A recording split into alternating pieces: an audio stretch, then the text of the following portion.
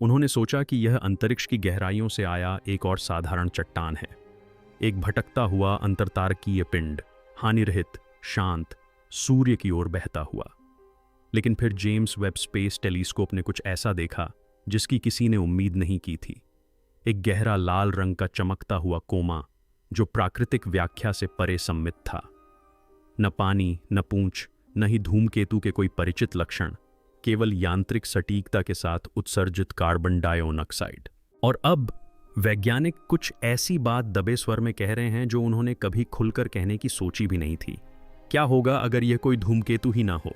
पिछली बार जब ऐसा कुछ हुआ था तब ओumuamua धूमकेतु था और उस घटना ने खगोल विज्ञान जगत में हलचल मचा दी थी। लेकिन 3 आंखों वाले इस एटलस की बात करें तो यह न सिर्फ हमारे ज्ञान को चुनौती दे रहा है बल्कि नए नियम भी बना रहा है, और हर गुजरते दिन के साथ यह धूमकेतु और करीब आता जा रहा है। जेम्स वेब टेलीस्कोप ने 3 एटलस के बारे में जो पुष्टि की है वह चौंकाने वाली से कहीं अधिक है। यह भयावह है और कोई भी, यहां तक कि नासा भी, आगे आने वाली स्थिति के लिए तैयार नहीं है। शुरुआत से ही 3 एटलस उन सभी धारणाओं से अलग था जो हम अंतरतारकीय आगंतुकों के बारे में जानते थे। जलवाष्प और धूल से बने अव्यवस्थित कोमा के बजाय वेब टेलीस्कोप ने कुछ बिल्कुल अलग ही चीज का पता लगाया। पृथ्वी के चंद्रमा के आकार के लगभग बराबर गैस का एक विशाल लाल गोला जो सभी दिशाओं में समान रूप से फैल रहा था। इसका रंग न तो पीला था और न ही बर्फीला, यह एक भयावह गहरे लाल रंग से चमक रहा था। और सबसे चिंताजनक बात यह थी कि इस प्रभामंडल का निर्माण पानी से नहीं बल्कि कार्बन डाइऑक्साइड से हो रहा था। सूर्य से इतनी दूरी पर पानी की प्रधानता होनी चाहिए थी। इस दूरी पर हमने जितने भी धूमकेतु देखे हैं वे सबसे पहले अपना पानी वाष्पित कर देते हैं, जिससे शानदार पूंछ और जलधाराएं बनती हैं जो घर के दूरबीनों को भी रोमांचित कर देती हैं। लेकिन एटलस ने इस नियम का पालन नहीं किया। ऐसा प्रतीत होता था कि यह पूरी तरह से अलग भौतिकी के नियमों पर काम कर रहा था। न कोई जलधारा थी, न कोई तीव्र विस्फोट, न ही किसी प्रकार की अराजकता का कोई संकेत। बस धीरे धीरे लगातार CO2 निकल रही थी, मानो किसी ने स्विच ऑन कर दिया हो और अब वह शांत, रहस्यमय नियंत्रण के साथ गैस छोड़ रही हो। खगोलविदों ने अपना ध्यान कोमा के केंद्र में स्थित ठोस नाभिक यानी कोर की ओर केंद्रित किया, और जो उन्होंने पाया उससे वे दंग रह गए। हबल दूरबीन से किए गए शुरुआती अनुमानों के अनुसार नाभिक बहुत छोटा था, लगभग 300 से 500 मीटर व्यास का। लेकिन जब वेब एंड स्फेरिक्स ने निकट अवरक्त तरंग दैर्ध्य में स्कैनिंग शुरू की तो परावर्तित प्रकाश की तीव्रता उन आयामों से मेल नहीं खाती थी, बिल्कुल भी नहीं। बार बार किए गए मॉडलों के अनुसार इसका केंद्रक वास्तव में 46 किलोमीटर से अधिक चौड़ा हो सकता है, जो इसे अब तक देखे गए सभी धूमकेतुओं के 90% से भी बड़ा बनाता है। इतने बड़े द्रव्यमान के कारण एटलस शुरू से ही स्पष्ट हो जाना चाहिए था। इसका गुरुत्वाकर्षण क्षेत्र ही पृष्ठभूमि के तारों से आने वाले प्रकाश को विकृत कर सकता था। फिर भी यह अब तक अदृश्य बना रहा। कैसे? कुछ वैज्ञानिकों ने सुझाव दिया कि परावर्तनशीलता केंद्रक से नहीं बल्कि कोमा में मौजूद कणों से आ रही होगी। लेकिन परावर्तनशीलता वक्र का विश्लेषण करने पर यह सिद्धांत धराशायी हो गया। वक्र बहुत चिकना और एक समान था। ऐसा लग रहा था जैसे इसे कृत्रिम रूप से बनाया गया हो। एक प्राकृतिक पिंड को प्रकाश को बेतरतीब ढंग से बिखेरना चाहिए, लेकिन यह सम्मित, चिकना और एक समान था, मानो किसी बुद्धिमान हाथों से बनाया गया दर्पण हो। हर धूमकेतु की अपनी एक आवाज होती है और ज्यादातर मामलों में वह आवाज पानी की होती है। जैसे जैसे वे सूर्य के निकट आते हैं, जमा हुआ पानी वाष्प में परिवर्तित हो जाता है, जिससे उनकी चमकती हुई पूंछें बनती हैं। लेकिन 3 एटलस धूमकेतु रहस्यमय ढंग से शांत रहा है। स्पेक्ट्रल डेटा से पुष्टि होती है कि इसकी सतह के नीचे पानी मौजूद है। यह वहां सुप्त अवस्था में है, लेकिन सतह पर नहीं आ रहा है। इसके बजाय प्रति सेकंड केवल 4.5 किलोग्राम पानी निकल रहा है, जो अपेक्षित मात्रा का 10वां हिस्सा है। एक सिद्धांत कहता है कि तीव्र CO2 उत्सर्जन एक ऊष्मीय आवरण की तरह काम कर रहा है, जो सतह को ठंडा कर रहा है और पानी को नीचे फंसाए रख रहा है। दूसरा सिद्धांत कहता है कि पानी बहुत गहराई में दबा हुआ है, जहां तक सौर ताप नहीं पहुंच पा रहा है। लेकिन समस्या यह है कि ये सिद्धांत भी इस निरंतरता की व्याख्या नहीं कर सकते। न कोई दरार है, न कोई रुकावट, न ही जलवाष्प में कोई उतार चढ़ाव। बस एक मशीन की तरह लगातार CO2 का प्रवाह होता रहता है। और इससे यह सवाल उठता है कि क्या पानी की अनुपस्थिति महज एक संयोग है? क्या यह जानबूझकर किया गया है? यदि कोई वस्तु धूमकेतुओं के बारे में हमारे सभी ज्ञान को चुनौती देती है, तो क्या वह सुर्खियां नहीं बननी चाहिए? जब 2017 में ओमुवामुआ की खोज हुई तो पूरी दुनिया जिज्ञासा से भर गई। कुछ ही दिनों में यह खबर मीडिया में छा गई, यहां तक कि हार्वर्ड के वैज्ञानिकों ने भी इसे एलियन तकनीक बताया। लेकिन एटलस का कोई पता नहीं चला, सन्नाटा पसरा रहा। नासा के स्फेरिक्स ने अगस्त 2025 में एटलस का पता लगाया। इसमें विशाल लाल धब्बा, पानी की रहस्यमय कमी और अजीब औगरीब परावर्तनशीलता साफ दिखाई दी। लेकिन कोई प्रेस विज्ञप्ति जारी नहीं हुई, कोई साक्षात्कार नहीं हुआ, यहां तक कि एक ट्वीट भी नहीं आया।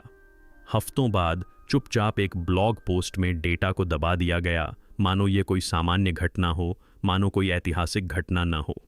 कुछ विशेषज्ञ इसे प्रक्रिया का हिस्सा मानते हैं, अन्य कहते हैं कि यह अटकलों से बचने के लिए किया गया है। लेकिन वैज्ञानिक समुदाय में अधिकाधिक लोग वही कहने लगे हैं जो कई लोग सोच रहे हैं। ये जाना पहचाना सा लगता है, ये नियंत्रित लगता है, और अगर नासा चुप है तो शायद इसलिए कि वे जितना कह रहे हैं उससे कहीं अधिक जानते हैं। 3-2 एटलस न केवल देखने में अजीब लगता है, बल्कि इसकी गति खगोलीय यांत्रिकी के नियमों को भी चुनौती देती है। इसका पथ केवल अंतरतारकीय ही नहीं है, बल्कि अविश्वसनीय रूप से सटीक है। गुरुत्वाकर्षण संबंधी गड़बड़ियों के कारण हमारे सौरमंडल में आने वाले या हाइपरबोलिक पथों पर निष्क्रिय रूप से बहने वाले पारंपरिक धूमकेतुओं के विपरीत 3-2 एटलस एक सुनियोजित मार्ग का अनुसरण करता प्रतीत होता है, जो ग्रहों और सौर विकिरण के इतने करीब से गुजरता है कि डेटा एकत्र किया जा सके, लेकिन इतना करीब कभी नहीं आता कि अस्थिरता उत्पन्न हो। जब इसके अनुमानित पथ का रिवर्स इंजीनियरिंग द्वारा विश्लेषण किया गया तो खगोलविद चौंक गए। ऐसा प्रतीत होता है कि वस्तु ने उड़ान के दौरान सूक्ष्म सुधार किए। मामूली, लगभग अगोचर कोणीय परिवर्तन जो किसी प्राकृतिक पिंड के लिए संभव नहीं होने चाहिए। इन दिशा परिवर्तनों के लिए ऊर्जा, इरादा और जागरूकता की आवश्यकता होती है। दूसरे शब्दों में, यह वस्तु केवल हमारे सौरमंडल से नहीं गुजर रही है, बल्कि इसका मार्ग निर्धारित कर रही है।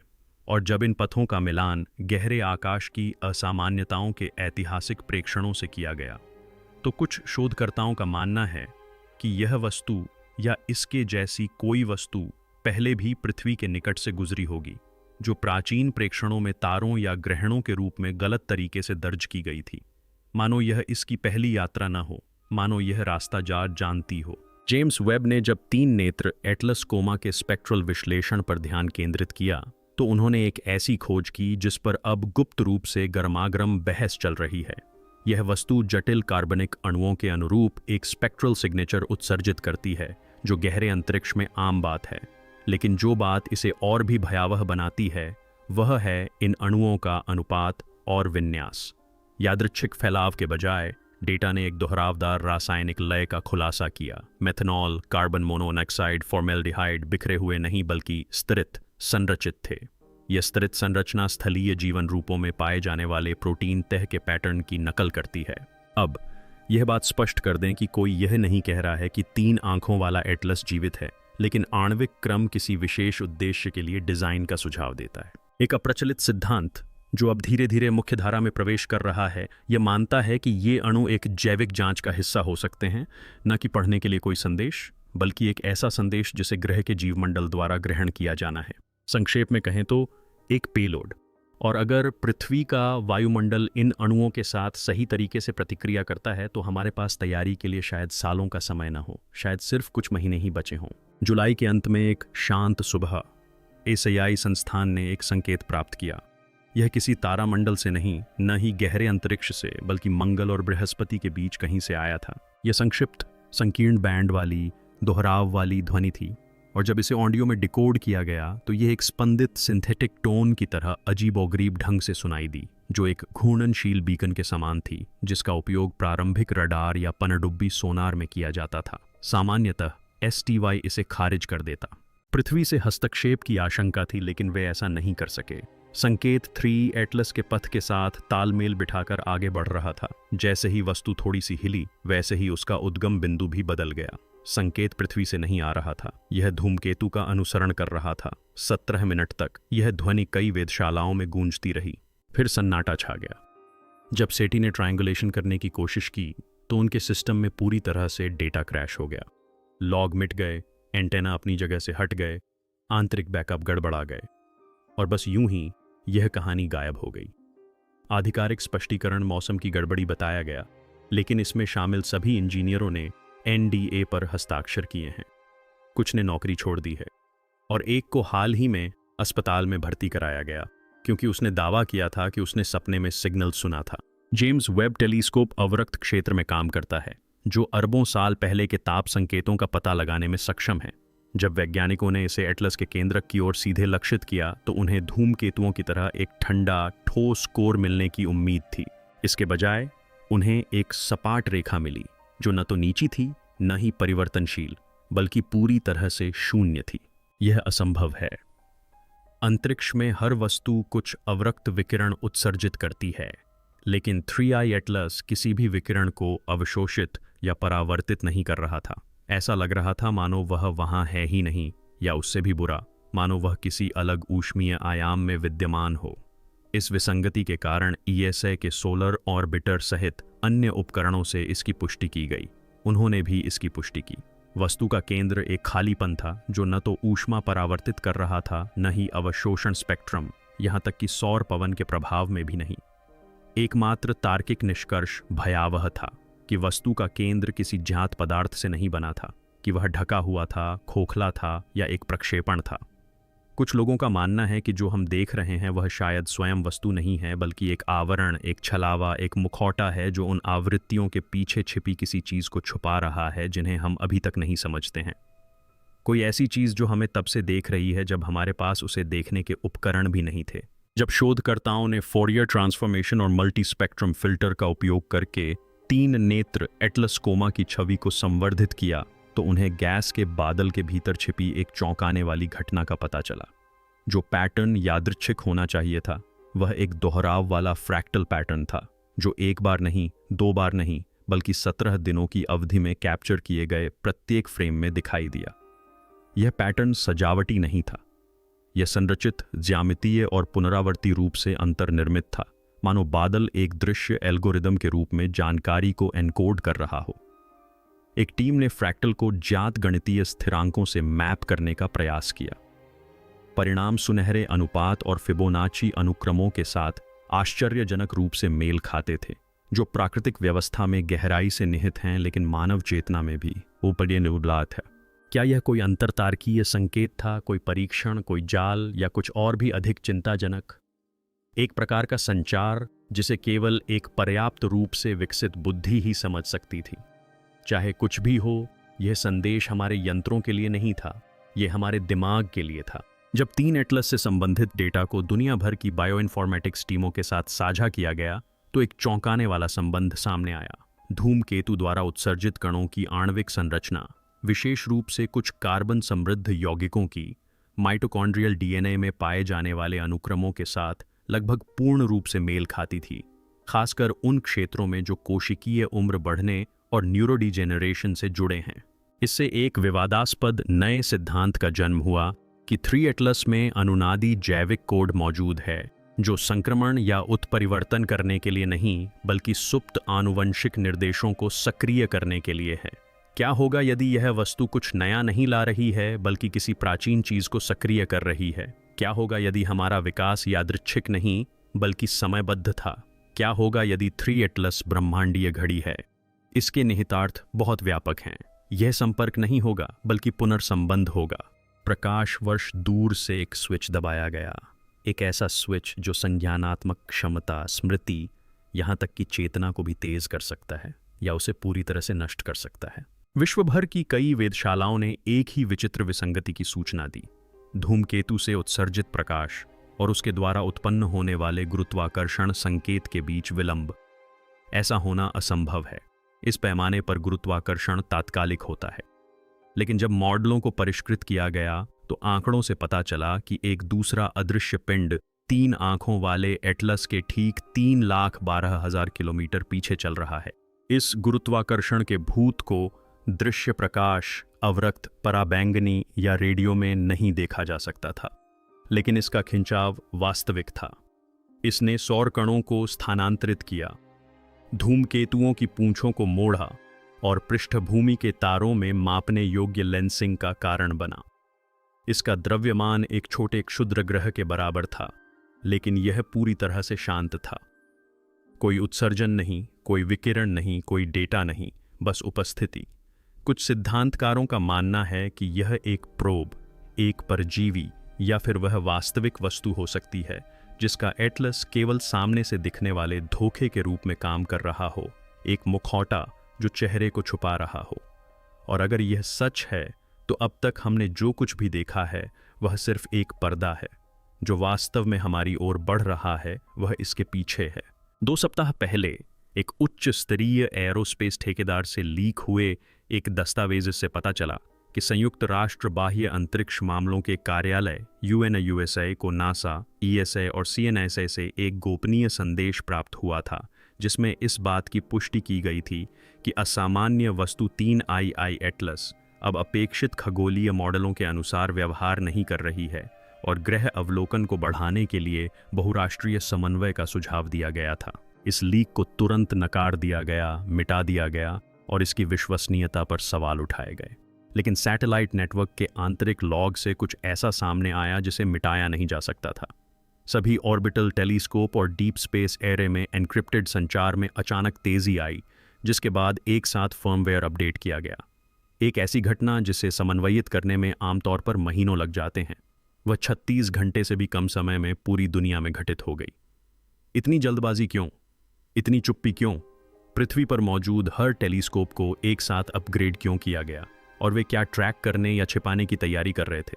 जब ESA और नासा के वैज्ञानिकों ने बार बार कार्बन डाइऑक्साइड उत्सर्जन करने वाली वस्तुओं का मॉडल बनाने का प्रयास किया तो उन्होंने उत्सर्जन अंतरालों में अंतर्निहित एक लयबद्ध स्पंदन देखा। लेकिन यह कोई साधारण लय नहीं थी। उत्सर्जन के बीच का अंतराल लघुगणकीय रूप से मापे जाने पर प्लैंक समय अंतरालों से मेल खाता था। संदर्भ के लिए, प्लैंक समय भौतिकी में समय की सबसे छोटी मापनीय इकाई है जो ब्रह्मांड की क्वांटम गति है। जब इसे वैश्विक परमाणु घड़ी प्रणालियों पर लागू किया गया तो जिनेवा, टोक्यो और बोल्डर में कई उच्च परिशुद्धता उपकरणों ने सूक्ष्म विद्युत प्रवाह में विसंगति दर्ज करना शुरू कर दिया। ऐसा लग रहा था मानो 3 नेत्र वाले एटलस की आवृत्ति में कुछ गड़बड़ी स्थानीय अंतरिक्ष समय को बिगाड़ रही हो, इतनी सूक्ष्म गड़बड़ी कि इसे नकारा जा सके, लेकिन इतनी लगातार कि उपग्रहों के बीच निर्धारित समय का क्रम टूट जाए।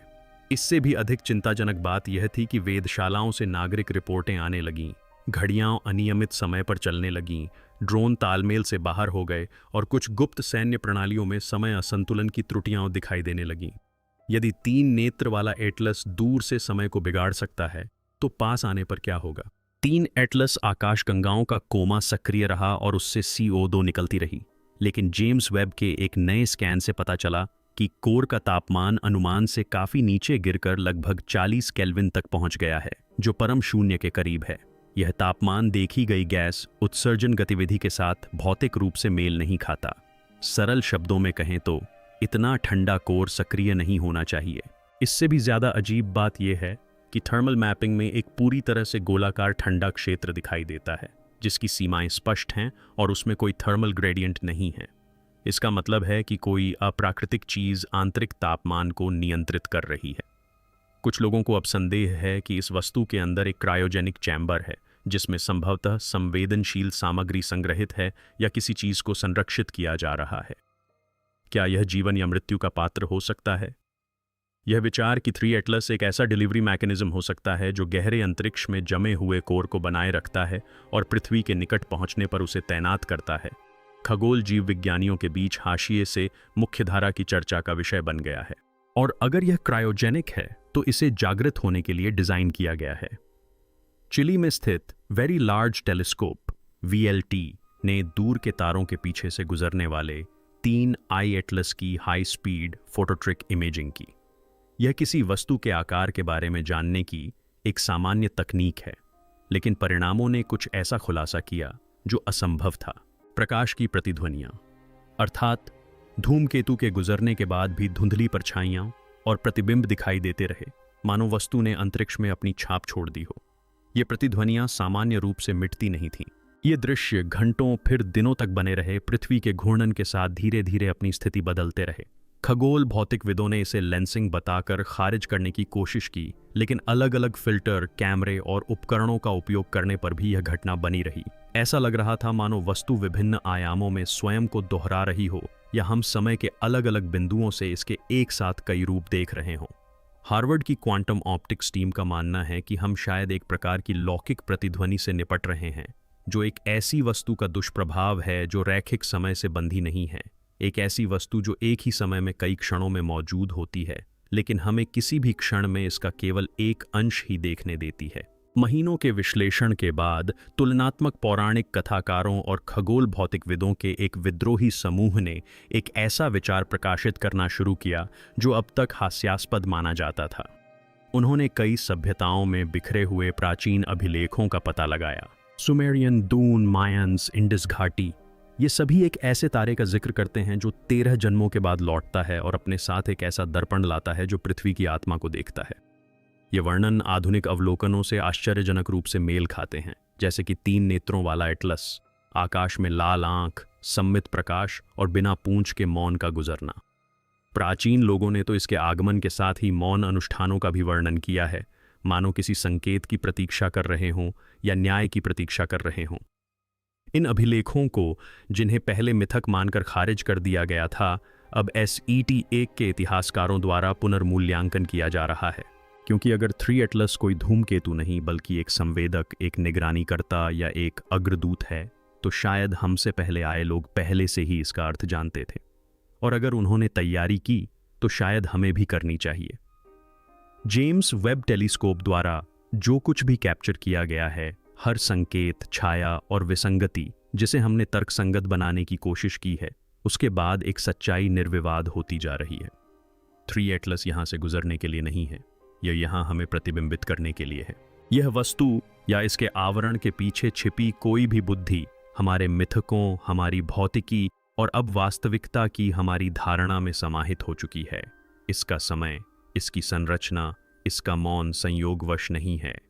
ये सब सोचे समझे, योजनाबद्ध और प्राचीन हैं। यह अचानक नहीं आई बल्कि लौटी है। यह हमारे आदर्शों को इसलिए तोड़ती है क्योंकि इसका उद्देश्य कभी भी उनका पालन करना नहीं था, क्योंकि यह हमारे नियमों के दायरे में नहीं चलती, और शायद हम भी नहीं। शायद हम ही वह अपवाद हैं जिसे देखने, परखने या जगाने के लिए यह आई है। सरकारें भले ही चुप रहें, एजेंसियां भले ही इसे महज एक और अंतरिक्ष चट्टान होने का दिखावा करें, लेकिन उपकरण अब चुप नहीं हैं। इसके पैटर्न बेहद सटीक हैं और इसका असर न सिर्फ हमारे वायुमंडल में बल्कि हमारी स्मृति, हमारी जीव विज्ञान, हमारे अतीत में भी फैल रहा है, क्योंकि 3 नेत्रों वाला एटलस सिर्फ प्रकाश को प्रतिबिंबित नहीं करता, यह दर्शाता है कि हम क्या बन चुके हैं। इसलिए अगली बार जब आप तारों को निहारें और आपको कुछ ऐसा दिखाई दे जो आपको देख रहा हो, तो नजरें मत हटाइए। हो सकता है आप किसी धूमकेतु को न देख रहे हों, हो सकता है आप अपनी उत्पत्ति या अपने अंत के दर्पण में देख रहे हों।